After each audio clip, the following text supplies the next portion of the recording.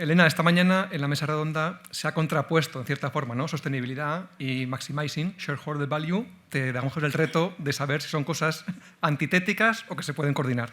Cuando quieras, Elena. Gracias primero a la Universidad San Pablo CEU y al catedrático Martínez Echevarría, querido Alfonso, y al Colegio de Registradores por su amable invitación para estar con vosotros, con ustedes. Un honor, entre tanto insigne jurista y buenos amigos en muchas ocasiones, o sea que un honor poder compartir reflexiones y poder aprender. He estado tomando notas de la gestión del Consejo de Administración, me ha parecido interesantísimo. ¿En qué me voy a centrar? Bueno, y no quiero dejar también de agradecer, por cierto, que la tengo enfrente, a nuestra abogada general del Estado. Como abogado del Estado, esto es la superioridad jerárquica y siempre, así que no quiero dejar de agradecer su asistencia en particular. ¿En qué me voy a centrar? Yo voy a partir de mi visión. Mi visión, he estado en la mesa de insignes juristas catedráticos. Mi visión es la del revoltijo de la gestión. Soy una jurista metida en el revoltijo de la gestión. Y desde esta visión mixta, podemos decir, está también mi convicción, aparte de esta visión. Y es que yo no veo tanto trade-off, que me preguntabas. Hay un trade-off siempre en la vida. Todo es un trade-off, todo. Que voy a hacer esta mañana es un trade-off. Pero más allá de que todo en la vida es un trade-off, yo creo que hay una sinergia clara entre la generación de valor para los accionistas, sobre todo si adoptamos una perspectiva de medio y largo plazo, que suele adoptarse con naturalidad en empresas familiares, pero tú nos dirás, Óscar, con mucho mayor criterio y conocimiento de causa, y el propósito social. Creo que la empresa que quiera ser sostenible en el medio y largo plazo tiene que preocuparse de generar un impacto global, un impacto neto, dicen algunos, positivo, en su entorno, en la sociedad. Y empezaré, que me decía Óscar que soy una ventajista, con un vídeo, si se puede cargar el vídeo, sobre una plataforma de pagos, un minuto que explico el vídeo previamente, que el Grupo Vodafone tiene en África, es la principal plataforma de pagos de África, y que empezó con un carácter casi complementario altruista, como un servicio añadido a los clientes que tenían grandes dificultades en ese continente. En Kenia, en 2007 empezó, para transferir dinero físico en un país no bancarizado, en un país de distancias complicadas, en un país de peligro físico por llevar dinero encima. Y entonces se hizo una especie de giro postal desde las pequeñas tiendas en las que adquirían sus servicios telefónicos los clientes, fueran estancos, bares o pequeños comercios del sitio de origen y de destino. Se empezó con SMS y ahora es una plataforma, una app muy exitosa que da servicios complementarios en más de 7 países con más de 51 millones de clientes. Pero yo creo que el vídeo, una imagen vale más que 1000 palabras, lo va a explicar y vais a visualizar a qué me refiero mucho mejor. Si le podéis dar paso, por favor.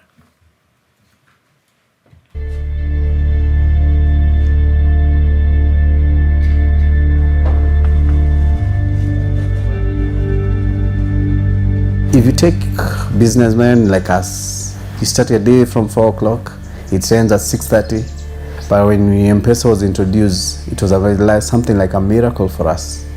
If you check time of going to banks, it's almost impossible with the times that the banks used to operate. On your phone, you just have to send the money, you can bank, withdraw, and pay your bills. I'm hoping in the next few years, the transactions that we will be making in my business will be through M-Pesa.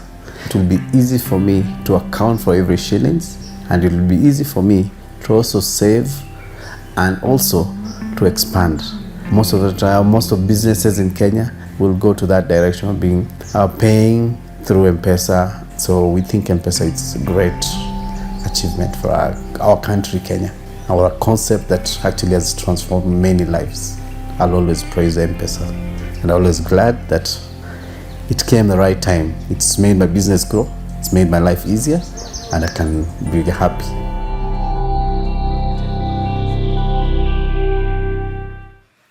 Pues este es el ejemplo y esta es la sinergia entre el valor social y el valor y la rentabilidad para el accionista. Por tanto, no necesariamente, o todo es un trade-off, pero en este trade-off hay posibles sinergias.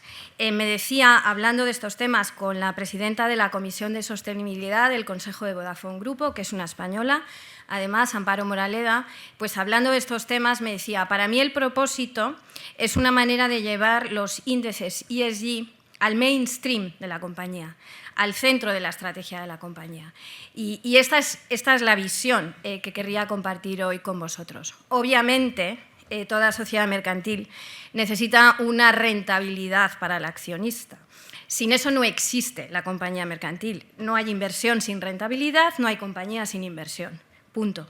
No hay que darle más vueltas, además de que lo dice el Código Civil y el Código Mercantil, pero lo dice la realidad misma. Ahora bien, la tesis que defiendo es que si queremos mirar al medio y largo plazo, eso no va a ser posible sin preocuparse por el impacto social de la compañía en su entorno. ¿Por qué? Pues empezando por los riesgos. Si una compañía no controla sus llamadas externalidades negativas, no controla sus riesgos en el medio y largo plazo. Este es el primer punto.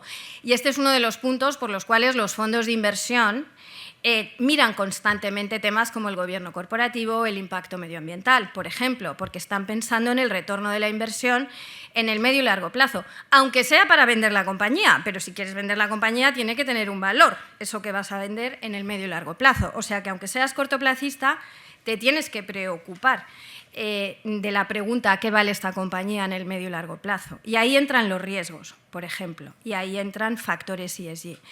Pero más allá, y desde una visión más holística, más allá de los riesgos y de las externalidades negativas, el mirar alrededor, el mirar al conjunto de stakeholders, clientes, trabajadores, proveedores, la sociedad, el medio ambiente, es lo que integra el propósito y es una palanca poderosa de generación de valor, como digo, para el accionista, particularmente si pensamos en el medio y largo plazo.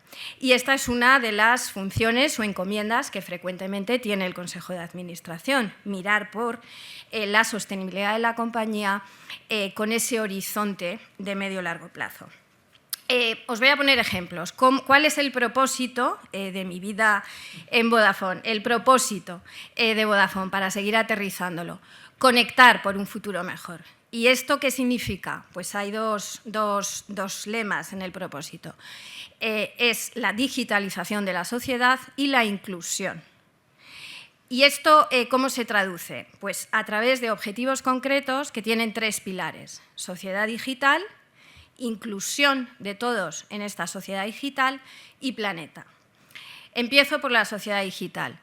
Es evidente que vivimos en un mundo conectado, que necesitamos la permanente conexión de datos entre personas y cosas para funcionar cada vez más y que, por tanto, las nuevas formas de conectividad, llamemos 5G, realidad aumentada, IoT, edge computing, etc., son esenciales para la competitividad de nuestras empresas. Y eso, a su vez, es esencial para crear empleo. Aquí volvemos a tener esta vinculación. En un país como España, la generación de empleo es algo que necesitamos enormemente.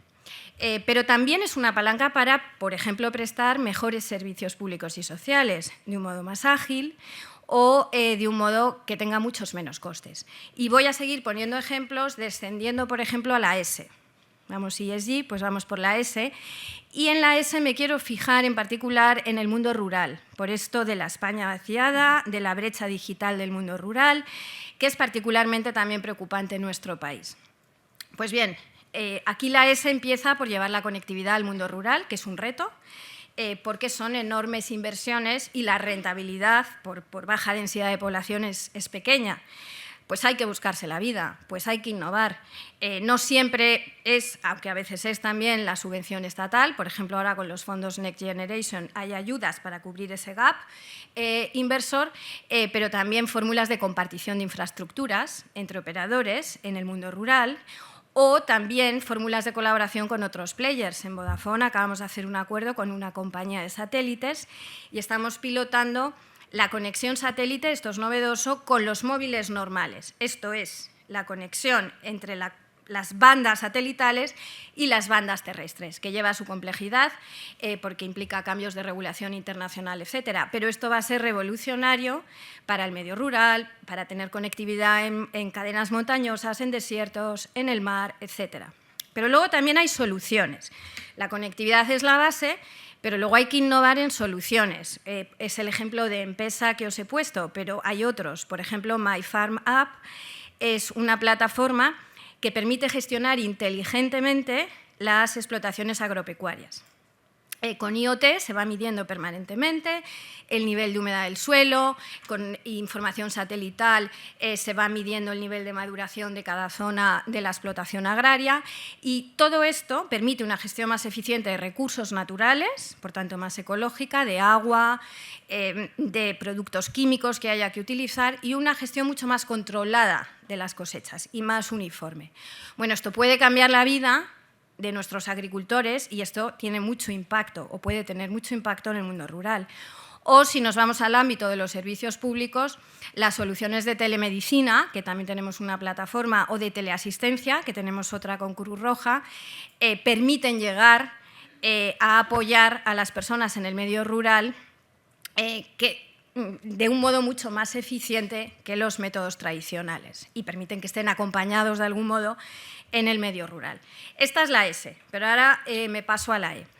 El sector de telecomunicaciones es muy intensivo en consumo energético, por tanto la E es un capítulo importante y el primer capítulo es la propia eficiencia de las redes de telecomunicaciones y nuevamente aquí no hay trade-off, ahorras en medio ambiente y ahorras en dinero cuanto más eficientes seas. Y entonces el primer esfuerzo es ser más eficientes en tus propias redes y esto está consiguiendo que se reduzca el consumo energético a pesar de que los datos, el intercambio de datos, no para de incrementarse exponencialmente y no solo se compensa el incremento exponencial de datos y no hay incremento de consumo energético, sino que se reduce. Y esto es un esfuerzo de eficiencia muy importante.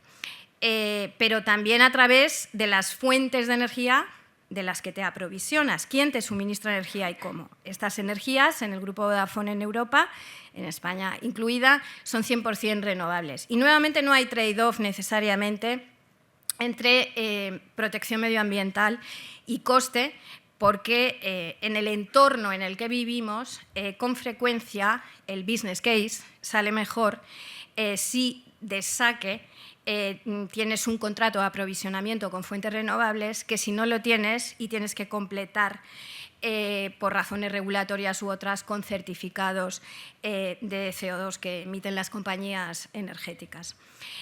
También a través de la economía circular, proyectos de economía circular o un proyecto de sector que consiste en el etiquetado, un eco-rating para los dispositivos móviles.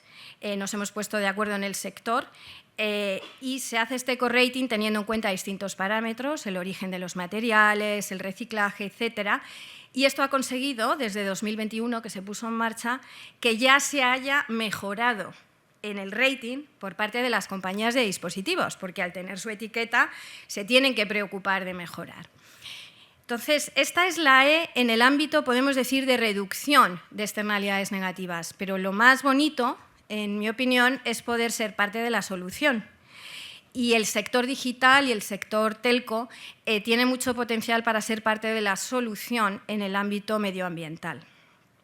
Por ejemplo, tenemos en Vodafone una plataforma que se está poniendo ya en marcha en varios lugares en España para prevenir incendios a base de IoT, con placas solares, con solución inalámbrica de conectividad para que no tenga que haber conectividad en toda la zona y que detecta el gas, que es la manera más temprana de detectar un incendio. Esto es muy importante en nuestro país.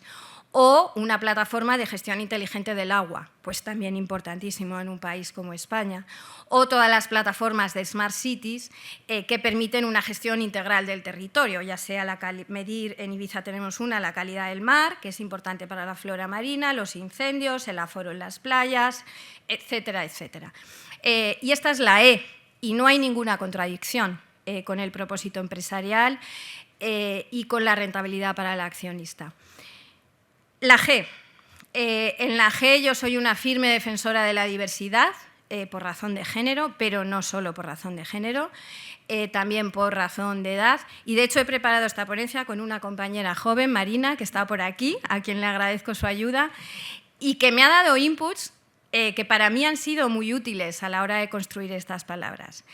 Y también de experiencias y conocimientos, que hacía referencia Óscar. En Vodafone el objetivo es tener 40% de mujeres en posiciones de liderazgo en 2025 y realmente hay un porcentaje importante. Pero hay un ejemplo que me gustó mucho, que me contó una compañera que trabajó largos años en IKEA, que fue una sociedad muy pionera en los temas de propósito. Hablaba un ponente anteriormente de los nórdicos, ¿no?, como pioneros en estos temas, que cuando llegó a Japón y vio que no había talento femenino, IKEA creía en el talento femenino por convicción y también por razones de rentabilidad, porque yo creo que la diversidad enriquece si no caes en el pensamiento único y eso te empobrece también financieramente. Pues desde esta convicción llegan a Japón, no hay talento femenino y ¿qué hacemos? Analizan las razones, el country manager se pone a analizar las razones y descubre que una de las razones, entre otras, que atacaron, es que no tenían dónde dejar los niños las mujeres. Y entonces lo que hicieron fue montar una guardería en la planta de arriba de cada tienda. A mí me pareció maravilloso. Ese modo de cambiar, de dinamizar la sociedad y buscarse la vida en esa cultura que seguro que ayudaron a movilizar y a la vez proteger su propósito y su rentabilidad.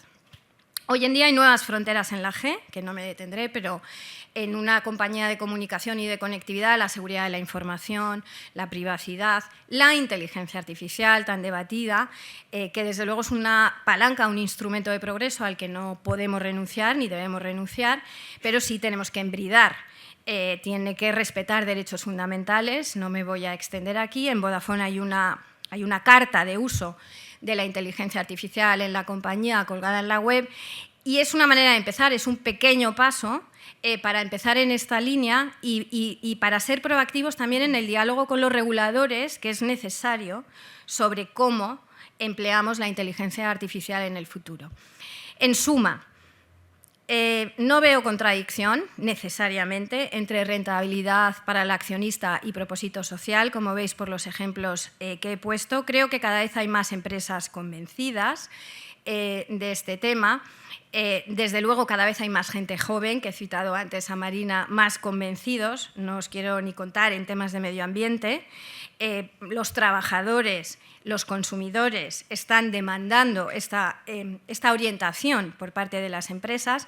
Los inversores están empujando mucho más incluso que los gobiernos en esta línea, o por lo menos una parte importante de los inversores, aunque solo sea, como decía, por controlar el riesgo que tiene la empresa en el medio y largo plazo. Y, por tanto, esto es una corriente que yo creo que ya tiene su fuerza propia. Hay algunos peligros, como el greenwashing, precisamente porque esta corriente es muy potente. Hay el peligro del greenwashing y todos los esfuerzos, ya concluyendo en calls to action, en planes de acción. Los gobiernos necesitan poner orden, los gobiernos y las instituciones privadas, en todos los temas de reporting, porque hay tantos estándares que el tema es muy confuso. Además, que el propio ESG es muy confuso de reportar porque no hay un único estándar valor monetario. Hay muchas realidades, muchos KPIs. Entonces, es un esfuerzo importante el esfuerzo de reportar con transparencia y rigor en estas materias. Y desde el Consejo de Administración, por concluir, ¿cuál sería el plan de acción?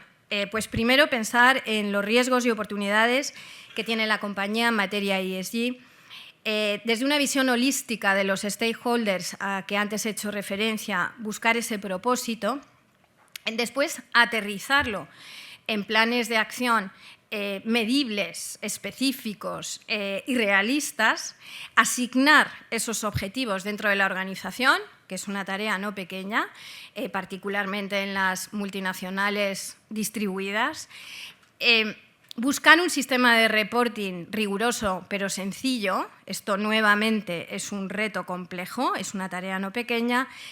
Formar a los empleados y a los órganos de dirección sobre estas materias para que comprendan su relevancia y las comprendan verdaderamente.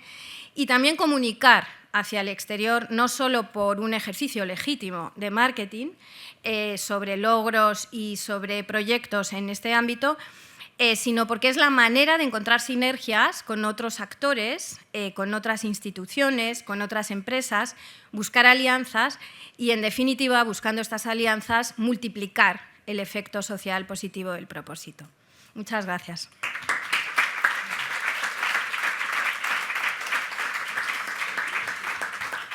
Muchas gracias, Elena, por tu intervención. Creo, en fin, que me corrija Alfonso si no, que ya el mapa va quedando un poquito más completo gracias a tus palabras, así que de verdad, gracias.